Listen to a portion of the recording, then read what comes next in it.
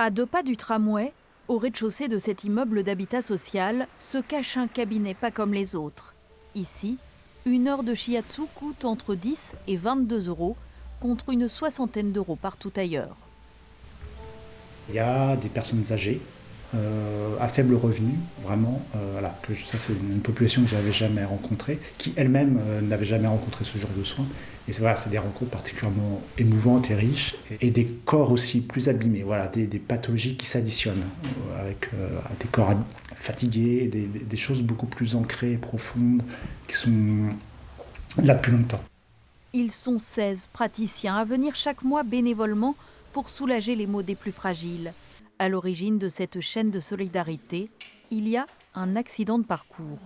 Je me suis retrouvée sans emploi, séparée, avec 2 enfants.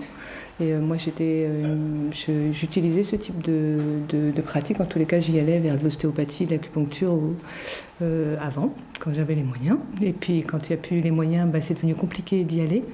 Et c'était difficile pour moi de me dire que je ne pouvais plus y avoir accès parce que j'avais plus les moyens financiers.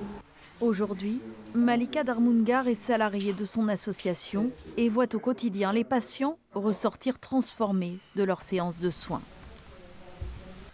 Au-delà du symptôme physique, la prise en charge par les thérapies alternatives permet d'apporter un confort et un bien-être intérieur qui permet parfois de trouver des possibilités pour rebondir au niveau social, dans la recherche d'un emploi. Les soins sont réservés à toute personne dont le quotient familial ne dépasse pas les 700 euros, mais rien n'empêche les autres de devenir donateurs.